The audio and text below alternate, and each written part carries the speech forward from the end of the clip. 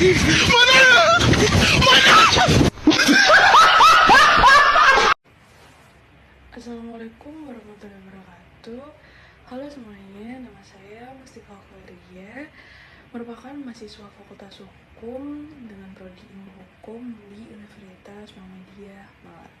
Jadi pada video kali ini saya akan membahas secara lengkap dan lumayan mendalam tentang tujuan dan pedoman pemidanaan dalam KUHP baru, yaitu Undang-Undang Nomor 1 Tahun 2023.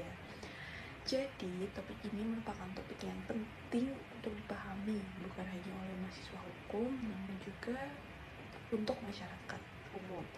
Karena KUHP baru merupakan pembaruan yang besar setelah lebih dari 1 abad kita memakai KUHP dari warisan kolonial Belanda. Dan di sini saya akan mulai menjelaskan tentang latar belakang KUHP baru tersebut dengan bahasa yang ringan untuk dan mudah dipahami insya Allah. Jadi selama lebih dari 100 tahun atau 1 abad, Indonesia menggunakan Wet Boek van Stapelrecht atau KUHP kolonial yang diwariskan Belanda. Jadi meskipun telah mengalami beberapa perubahan secara filosofis dan struktural, KUHP lama ini tidak lagi mencerminkan nilai-nilai bangsa Indonesia seperti dari Pancasila dan struktur-struktur dinamis di masyarakat Indonesia ini. Jadi ada beberapa hal yang menguatkan mengapa KUHP ini perlu diganti. Yang satu, ketidakselarasan dengan nilai Pancasila dan Undang-Undang 1945. KUHP lama ini lahir dengan semangat penegakan hukum kolonial yang menekankan pembalasan serta hukum nasional kita menganut nilai kemanusiaan, keadilan, keseimbangan, dan pemulihan. Lalu yang kedua, perubahan sosial dan perkembangan zaman. Kejahatan saat ini jauh lebih kompleks ya, meliputi teknologi, media sosial, dan konflik sosial modern yang dulu tidak pernah terbayangkan. Lalu KUHP lama juga tidak mengatur pendekatan keadilan secara bersifat restoratif. Jadi ini masyarakat menuntut model penyelesaian perkara yang bukan hanya memenjarakan pelaku, tapi juga memulihkan korban dan hubungan sosial. Lalu yang keempat, mewujudkan kebenaran hukum. Jadi penggantian KUHP ini menjadi simbol kedaulatan Indonesia dalam membangun sistem hukum pidana yang mencerminkan jati diri bangsa. Jadi karena itulah lahir Undang-Undang Nomor 1 Tahun 2023 yang memperkenalkan filosofi seperti pemidanaan baru. Salah satu perubahan yang paling penting adalah masuknya tujuan pemidanaan dan pedoman pemidanaan secara eksplisit atau jelas dan rinci yang sebelumnya tidak diatur secara jelas dalam KUHP lama.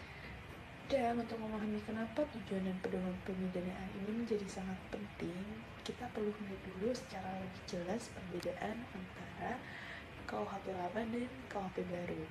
Perbandingan ini akan menunjukkan bagaimana perubahan filosofi hukum pidana di Indonesia berkembang dari konsep kolonial menuju sistem yang lebih modern dan humanis. Jadi beberapa aspek yang pentingnya seperti satu, dari paradigma pembalasan atau paradigma pemulihan ke paradigma pemulihan. Jadi di KUHP lama berbasis pada retributive justice, yaitu pembinaan sebagai pembalasan terhadap kejahatan. Jadi fokusnya itu lebih pada menghukum pelaku. Sementara di KUHP baru menerapkan model yang lebih modern seperti satu, restoratif justice atau biasa disebut dengan RJ, yang kedua rehabilitasi, yang ketiga pemulihan hubungan sosial, lalu yang keempat keadilan bagi korban. Jadi perubahan ini secara tidak langsung terlibat dari tujuan pemidanaan dalam pasal 51 yang tidak pernah ada dalam KUHP lama. Lalu yang kedua, KUHP lama tidak memiliki tujuan pemidanaan yang tertulis. Dalam KUHP warisan Belanda tidak ada pasal yang secara tegas merumuskan apa sih sebenarnya tujuan dijatuhkannya pidana yang mengakibatkan hakim lebih mudah memberi putusan yang berat, dan tidak ada panduan nilai serta penjara menjadi solusi utama dalam pemidanaan. Sementara KUHP baru secara jelas atau eksplisit memasukkan tujuan pemidanaan dalam pasal khusus, dan hal ini membatasi penyalahgunaan hukuman dan memastikan pemidanaan berjalan sesuai nilai kemanusiaan. Lalu selanjutnya, KUHP lama itu tidak memiliki pedoman pemidanaan.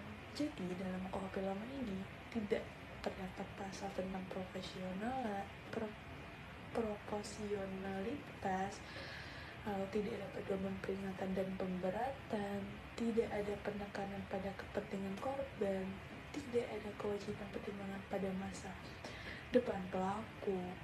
Jadi hakim ini hanya berpegangan pada ancaman-ancaman pidana dalam pasal, sehingga membuat putusan antar hakim sering berbeda jauh meski kasusnya tersebut mirip, dan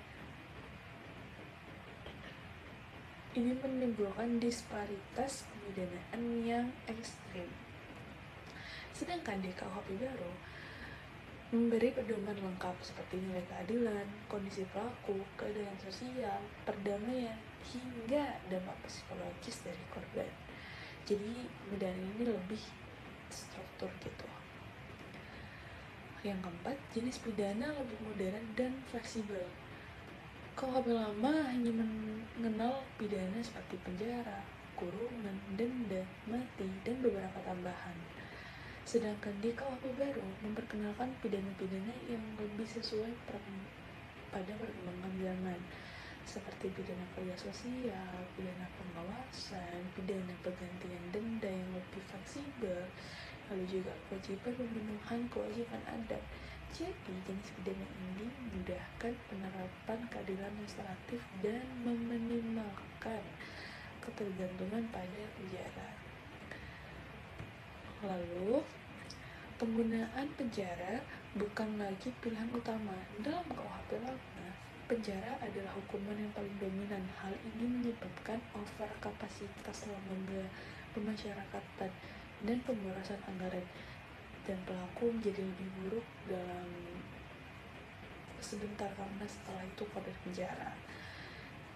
Dalam KUHP baru menegaskan bahwa penjara adalah jalan terakhir atau ultimatum remedium. Hakim harus mempertimbangkan opsi lain yang lebih dulu, terutama bagi pelaku yang satu masih muda, yang kedua pertama kali melakukan tindak pidana, yang ketiga menyesal, lalu yang keempat melakukannya pelanggaran yang tidak berbahaya. 6.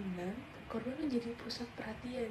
Dalam KUHP lama, pada dasarnya memposisikan korban sebagai pihak yang pasif, dan pada KUHP baru hadir dengan pendekatan satu, korban harus dipulihkan, harus ganti rugi dan perdamaian dapat dipertimbangkan, lalu juga keamanan dan ketenangan korban itu menjadi prioritas utama, trauma korban harus diperhatikan dalam menjatuhkan pidana juga. Dan ini menjadi transformasi besar dalam sistem hukum pidana di Indonesia. Lalu last but not least, penegasan dengan nilai Pancasila dan identitas hukum nasional. KUHP lama berakar pada sistem Eropa kontinental kolonial, namun KUHP baru ini dengan jelas mencerminkan nilai kemanusiaan, keseimbangan, religius, lalu juga masyarakat, lalu juga penghormatan terhadap abad. Dan KUHP baru ini berusaha menyatukan nilai kebangsaan Indonesia yang polaris ke dalam norma pemidanaan. Jadi kesimpulan perbandingannya secara sederhana adalah KUHP lama menghukum, KUHP baru memutihkan, memperbaiki, dan menyeimbangkan. Jadi perubahan besar ini menjadikan tujuan dan pedoman pemidanaan dalam tahun 2023 bukan hanya sekedar pasal, namun juga fondasi filosofi baru bagi penegakan hukum pidana di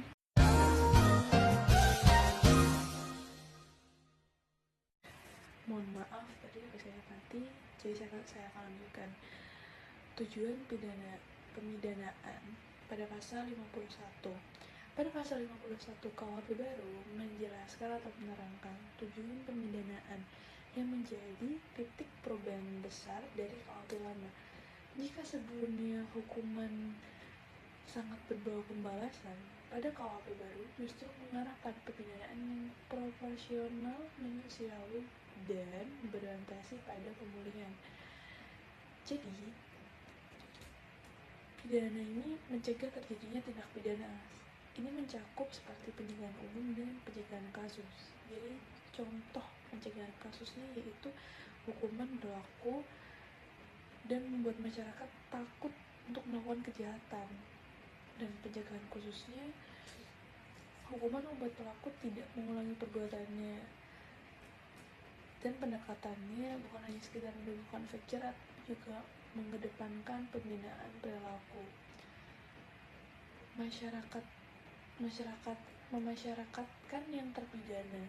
Jadi kata-kata ini menegaskan jika pidana harus membantu pelaku kembali menjalankan fungsi sosialnya sebagai makhluk sosial atau masyarakat, bukan merupakan orang yang merusak masa depannya sendiri. Jadi pendekatan ini sejalan dan selaras dengan sistem pemasyarakatan Indonesia yang memandang pelaku sebagai manusia yang mampu berubah, lalu juga menyelesaikan konflik akibat tindak pidana. Kejahatan selalu menimbulkan konflik antara pelaku dan korban kan, bahkan keluarga dan masyarakat. Jadi pemidanaan ini diposisikan sebagai sarana memulihkan hubungan, menyelesaikan perselisihan, dan mencegah konflik yang baru. Dan ini menjadi pintu masuk ke restoratif justice. Lalu juga yang keempat, memulihkan keseimbangan dan mendatangkan rasa damai. Jadi hukum itu bukan hanya soal hukuman, namun juga soal menciptakan harmoni. Dalam banyak kasus, korban lebih membutuhkan rasa keadilan dan pemulihan dibanding sekedar melihat pelaku di penjara, karena setelah bebas mereka akan merasa tidak aman lagi. Yang terakhir, menambahkan rasa penyesalan dan membebaskan rasa bersalah. Tujuan ini sangat humanis. Jadi hukum mengajak pelaku bertanggung jawab atas perbuatannya, tapi sekaligus membebaskan rasa bersalah yang ada setelah menjalani pidana. Hal ini memperkuat gagasan jika pidana tidak boleh menjadi alat balas dendam, melainkan sarana perbaikan. Lalu, kita selanjutnya ke bagian pedoman pemidanaan.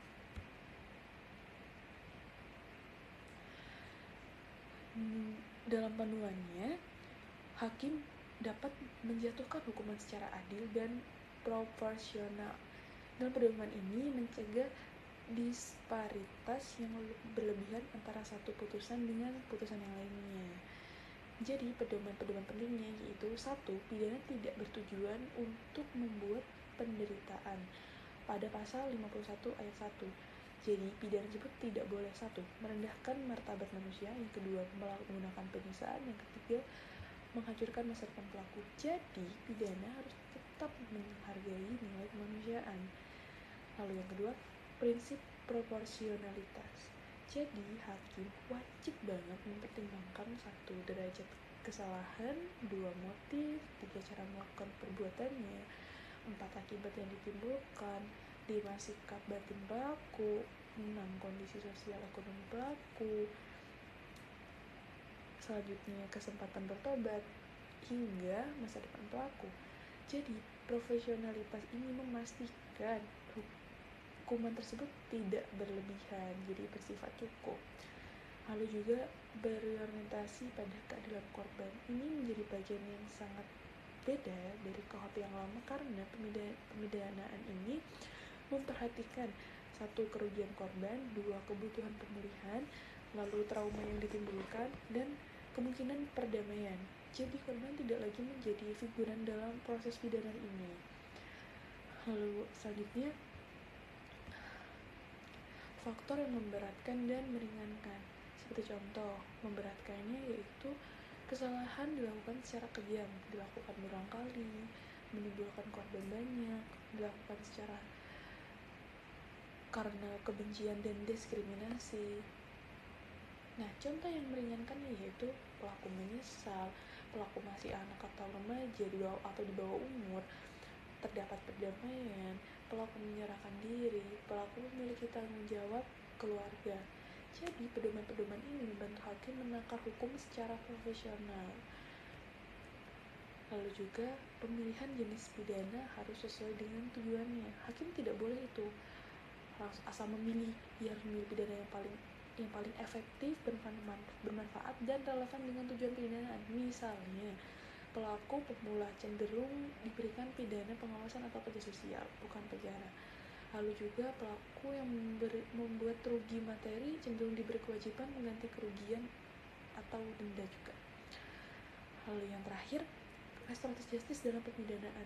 Meskipun tidak memakai istilah restoratif secara ilegal, KUHP baru mengakomodasi banyak elemennya, yaitu perdamaian dengan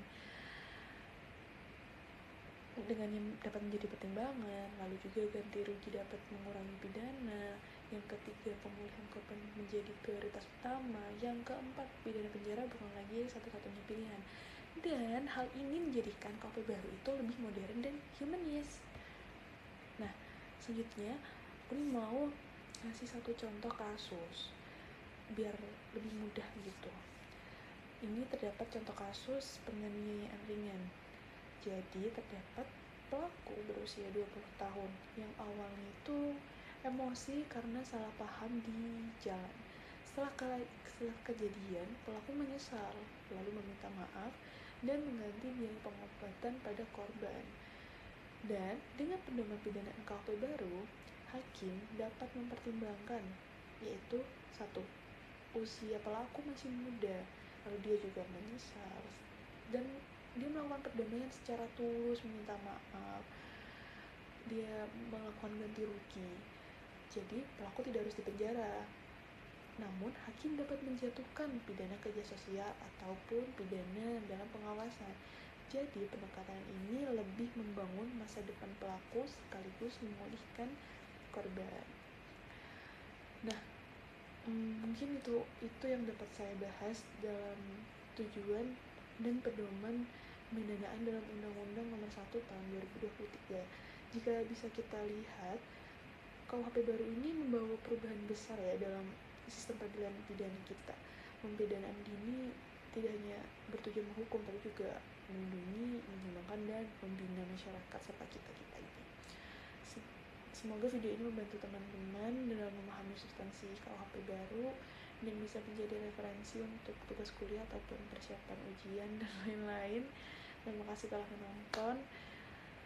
Wassalamualaikum warahmatullahi wabarakatuh. Sampai jumpa kuliah. Terima kasih.